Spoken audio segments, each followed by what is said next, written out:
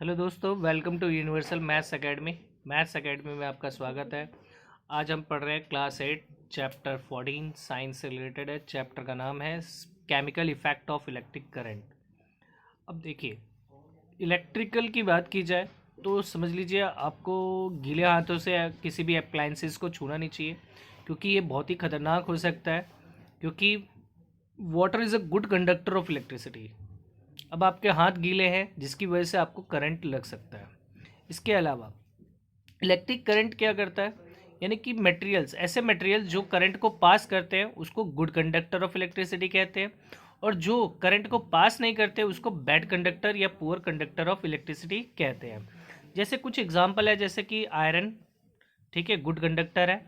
इसके अलावा bad conductor की बात की जाए तो प्लास्टिक है, रबड़ है, ठीक है, ये सब बैड कंडक्टर है।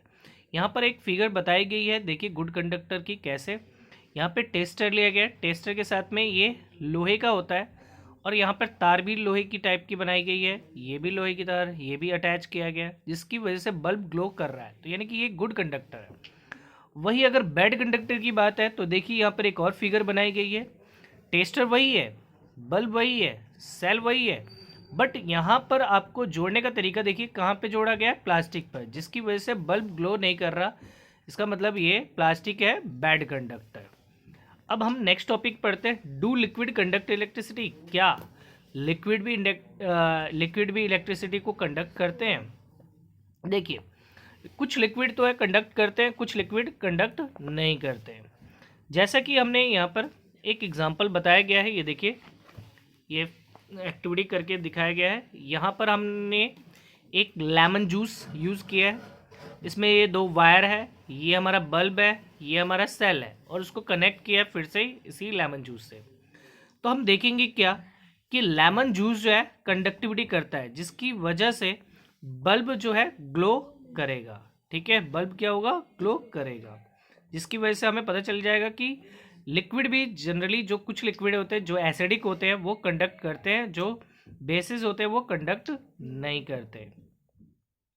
अब देखिए सर्किट क्या होता है, सर्किट डायग्राम किसे कहते हैं, यानी कि जब कंप्लीट एक पाथ बन जाए, एक रास्ता बन जाए, जिसकी वजह से करंट को आने और जाने का रास्ता मिल जाए, उसी को हम कहते हैं सर्किट डायग्राम। और जनरली ये आपने क्लास 7th में आपने पढ़ा भी है।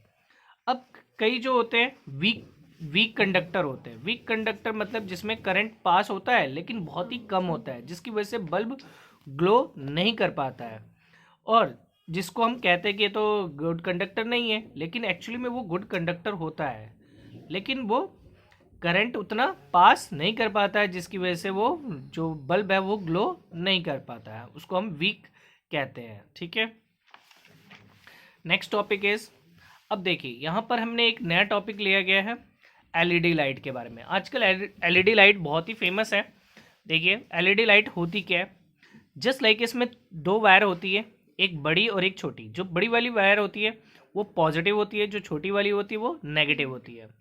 ठीक है, जो अब एलईडी है क्या, इसकी फुल फॉर्म क्या है, लाइट एमिटिंग डायोड, इसकी फुल फॉर्म है। ये भी एक प्रकार का सर्किट कंप्लीट करता है, इसको पावर की कम जरूरत पड़ती है, हल्के से भी पावर में ये ग्लो कर लेता है, यानी कि वीक इलेक्ट्रिक करंट में भी ये ग्लो कर लेता है। ठीक है, आजकल एलईडी लाइट का ज़्यादा यूज़ किया जा रहा है, इससे कि पैसे के साथ साथ बिजली भी बच जाता है। एक और हमने एक यहाँ पर एक्टिविटी की गई है 14.3 में, जिसमें बताया गया है कि हमारे पास एक माचिस का डिब्बा लिया गया और इसमें एक हमने एक क्या नाम है, कंपास रखा है, मैग्नेटिक कंपास, और यहाँ पर आप देख रहे हैं क्या, एक सेल लगाया गया है और इसको वायर से कनेक्ट किया गया है। जैसे ही हम वायर को कनेक्ट करेंगे तो ये क्या होगा, जैसे स्विच ऑन करेंगे वैसे ही जो मैग्नेटिक जो सुई है वो डिफ्लेक्ट होने लग जाएगी, यानी कि हिलने लग जाएगी। इससे पता चलेगा क्या कि यानी कि करंट फ्लो हो रहा है, और वो एक प्रकार का मैग्नेटिक कंपास बन जाएगा। यानी यानी कि उससे पता चलेगा कि ये एक प्रकार का magnetic effect of electric current कहते हैं इसको। ठीक है, magnetic effect of electric current.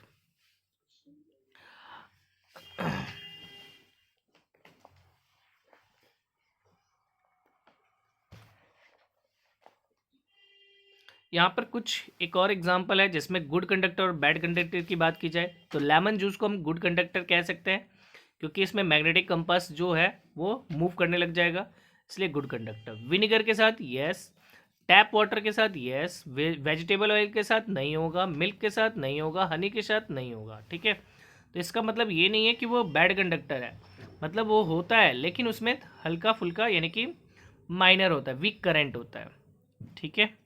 Conductivity होती है लेकिन कम होती है, और जिसमें कंडक्टिविटी नहीं होती है उसको हम यानी कि बैड कंडक्टर या इंसुलेटर भी कहते हैं, ठीक है।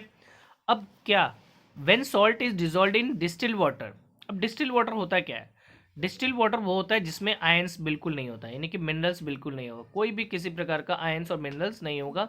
यानी कि जब मिनरल्स और आयंस नहीं होगा तो उसमें कंडक्टिविटी बिल्कुल नहीं होती है। अब जब कंडक्टिविटी नहीं होगी यानी कि करंट पास नहीं होगा, अब करंट पास नहीं होगा तो उसको कैसे करंट के लिए बनाए, तो उसमें थोड़ा सा आपको सॉल्ट मिक्स कर देना है। जैसे ही सॉल्ट आप मिक्स करेंगे यानी आयंस आ गए, जिसकी वजह से वो एक प्रकार का गुड कंडक्टर ऑफ इलेक्ट्रिसिटी बन जाएगा।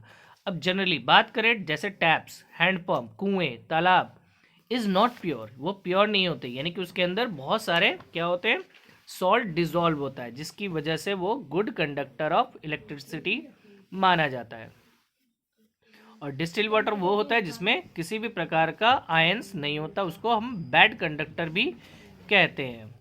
नेक्स्ट टॉपिक इज, हम पढ़ रहे हैं chemical effect of electric current. Chemical effect of electric current क्या है, ये देखिए हमने एक एक्टिविटी करके समझाया भी है। यहाँ पर आपके पास एक कंटेनर है जिसमें दो रॉड है, सेल को हमने निकाल कर उसको छील कर इस तरीके से दो रॉड बनाई, कार्बन रॉड, उसके मेटेलिक कैप है उसको कनेक्ट कर दिया किसी सेल से, और इसमें थोड़ा पानी डाल दिया।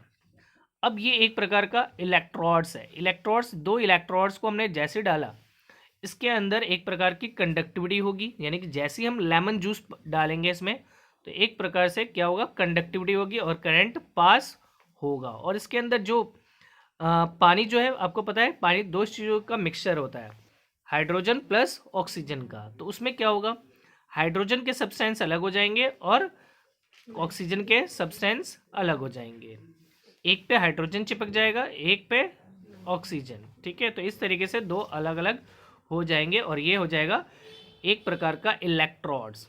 3 से 4 मिनट आपको वेट करना है। आप सोचेंगे कि उसी समय हो जाए, नहीं, ऐसा नहीं होगा। उसके बाद आप देखेंगे उसमें बबल्स भी निकलेंगे, तो आपको पता चल जाएगा जो बबल्स फॉर्म में निकल रहा है that is called hydrogen gas release हो रही है उसमें से, कंटेनर में से। अब ये ऐसा प्रूव करने के लिए उसने एक केमिस्ट था, ब्रिटिश केमिस्ट, जिसका नाम है विलियम निकोलसन, 1800 में इसने शो किया इलेक्ट्रोड्स वर इमर्ज्ड इन अ वाटर, उसने पानी में मिक्स किया इमर्ज उसको, इलेक्ट्रोड्स को, एंड करंट वाज पास, उसके अंदर करंट डाल दिया, the bubbles of oxygen and hydrogen were produce, उसने देखा कि बबल्स प्रोड्यूस हो रही है जो कि ऑक्सीजन और हाइड्रोजन की। Oxygen bubbles form on electrodes connected to the positive terminal of the battery and hydrogen bubbles on the other electrodes. इसका मतलब ये है कि जैसे उसने दो इलेक्ट्रोड्स डाले पानी में तो हाइड्रोजन गैस अलग हो गई, यानी कि अलग वाले उस पर इलेक्ट्रोड्स पे चिपक गई, और ऑक्सीजन वाली अलग गैस अलग इलेक्ट्रोड्स पे चिपक गई। तो उसने पता लगा लिया कि किस तरीके से पानी में से हम इन दोनों को अलग अलग कर सकते हैं। एक और नई एक्टिविटी है, देखिए यहाँ पर एक एक्टिविटी की गई है जिसमें कि आप देख रहे हैं क्या, एक सेल है, आलू लिया और वायर लेकर कनेक्ट कर दिया किसके साथ, एक कंपास के साथ। अब देखिए जैसे हमने इसमें आलू में दो कनेक्टर डाल दिए, यानी कि जैसे कनेक्ट किया और करंट पास कर दिया, तो क्या होगा, वो जो मेटेलिक जो आपके पास वो जो क्या नाम है मैग्नेटिक कंपास है, उसकी जो सुई है डिफ्लेक्ट होने लग जाएगी। डिफ्लेक्ट क्यों हो रही है, क्योंकि आलू के अंदर भी एक प्रकार का करंट पास हो रहा है, क्योंकि बहुत सारा इसके अंदर वाटर होगा और यानी कि मिनरल्स होगा, जिसकी वजह से करंट पास हुआ और वो मैग्नेटिक जो कंपास है वो हिलने लग जाएगी। तो इससे महसूस हुआ क्या कि पॉजिटिव टर्मिनल जो है जहाँ पर, वहाँ पर एक प्रकार का ग्रीन कलर का स्पॉट जम जाएगा, यानी कि करंट पास हो रहा है। तो इससे पता चल जाएगा कि आलू भी एक प्रकार का कंडक्टर है, गुड कंडक्टर ऑफ इलेक्ट्रिसिटी है। अब next topic is electroplating. Electroplating, आप देखिए नई नई आप बाईसाइकिल खरीदते हैं तो उसके जो रिम होते हैं, साइकिल हैंड बार होते हैं, बहुत ही चमकते हैं, लेकिन कभी कभार एक्सीडेंट होने के बाद उसकी शाइनिंग धीरे धीरे ख़त्म हो जाती है, चमक ख़त्म हो जाती है। इसके अलावा और भी वैसे ज्वेलरी होती है जो औरतें खरीदती है, गोल्ड वोल्ड की, सिल्वर की, तो उसकी भी धीरे धीरे यानी कि वो चमक धीरे धीरे ख़त्म होती जाती है। आखिर ऐसा क्यों होता है? क्योंकि हमारे इन्वायरमेंट में बहुत सारा वाटर और एयर है, ऑक्सीजन है, जिसकी वजह से वो उसकी यानी कि मेटल्स, मैंने पिछले चैप्टर में पढ़ाया है लास्ट वीडियो में, जिसमें बताया गया है कि मेटल जो है यानी कि वाटर या ऑक्सीजन के साथ रिएक्ट करते हैं, जबकि नॉन मेटल वाटर और ऑक्सीजन के साथ रिएक्ट नहीं करते। तो यहाँ पर देख रहे हैं क्या कि मेटल्स है, और मेटल्स क्या कर रहे हैं? रिएक्ट कर रहे हैं, जिसकी वजह से उनकी चमक धीरे धीरे खत्म हो रही है। उस चमक को बरकरार रखने के लिए एक टॉपिक है दैट इज कॉल्ड इलेक्ट्रोप्लेटिंग। यहाँ पर देखिए, हमने एक कंटेनर लिया जिसमें कि कॉपर की 2 प्लेटें रखी है और उसके अंदर जो सॉल्यूशन मिला है कॉपर सल्फेट सॉल्यूशन। अब इसमें से हमने क्या किया? करंट पास कर दिया। करंट पास करते ही क्या होगा? जो कॉपर के जो प्लेट का जो लेयर है वो धीरे धीरे हटेगा और वो जाकर घुल जाएगा किसमें? कॉपर सल्फेट में, या कॉपर सल्फेट का जो सॉल्यूशन है वो उसमें मिक्स हो जाएगा, दूसरे वाले पे चढ़ जाएगा। इसकी वजह से हमें पता चल जाएगा कि ये हाईली रिएक्टिव है, जो ज़्यादा रिएक्टिव होगा उसकी तरफ मूव कर जाएगा। ऐसा ही हम करते हैं इलेक्ट्रोड्स के रूप में। देखिए जस्ट लाइक इलेक्ट्रोड्स है, 2 इलेक्ट्रोड्स रॉड है, उसको डाला गया और करंट पास कर दिया, जिसकी वजह से उसमें करंट हुआ, जिसकी वजह से हाइड्रोजन अलग और ऑक्सीजन अलग हो गया। सेम यहाँ पे भी वही प्रोसेस है, और जिसकी वजह से कोटिंग की जाती है, यानी कि उसके ऊपर परत चढ़ाया जाता है।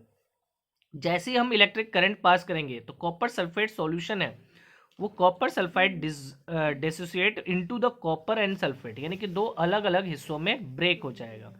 कॉपर अलग हो जाएगा और सल्फेट अलग हो जाएगा, और दोनों अलग अलग उस पर क्या नाम है इलेक्ट्रोड्स पे चिपक जाएंगे। ठीक है,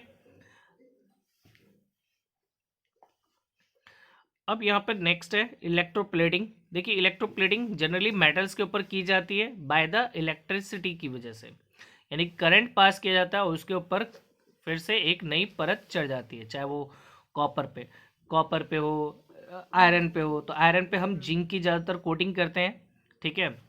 और जनरली जो जिंक की कोटिंग जो सही होती है, जिसकी वजह से हमारा जो लोहा है कभी ख़राब नहीं होता, यानी कि उस पर रस्ट नहीं लगता। इसके अलावा हम क्रोमियम प्लेटिंग आजकल बहुत ज़्यादा चल रही है। जितने भी कार के पार्ट्स हैं, बाथ टैप्स हैं, किचन के जितने भी इंस्ट्रूमेंट है, गैस बर्नर हो गया, बाइसिकल के हैंडल बार हो गए, रिम्स हो गए, इन सब जगहों पर क्रोमियम मेटल्स की परत चढ़ाई जाती है। अब क्रोमियम बहुत ही शाइनी अपीयरेंस है, इस पर जंग नहीं लगता, स्क्रैच फ्री है और बहुत ही महंगा है। It may not be economical to make the whole object out of the chromium, इसलिए हम उसका पूरा ऑब्जेक्ट क्रोमियम का नहीं बना सकते क्योंकि वो बहुत ही महंगा है। इसलिए हम उसकी सिर्फ और सिर्फ परत चढ़ाते हैं, कोटिंग करते हैं किसी भी लेयर पर। अब जैसे ज्वेलरी जो मेकर होते हैं, जैसे सोने और चांदी बनाने वाले, वो क्या करते हैं? लेस एक्सपेंसिव मेटल के उस पर कोटिंग कर देते हैं, जिसकी वजह से गोल्ड और सिल्वर जो है उसकी कभी ख़राब नहीं होता, यानी उसकी चमक धीरे धीरे कभी ख़त्म नहीं होती है। अब टीन के कैन होते हैं जिसका हम खाने को स्टोर करने के लिए यूज़ करते हैं, उसके ऊपर भी आयरन की कोटिंग होती है, जिसकी वजह से आयरन के ऊपर टीन की कोटिंग कर देते हैं, जिसकी वजह से कभी भी रिएक्शन नहीं होता और वो आपका जो कंटेनर है कभी ख़राब नहीं लगता, यानी कि जंग नहीं लगता, और उस पर किसी प्रकार का कोई खाना ख़राब नहीं होगा।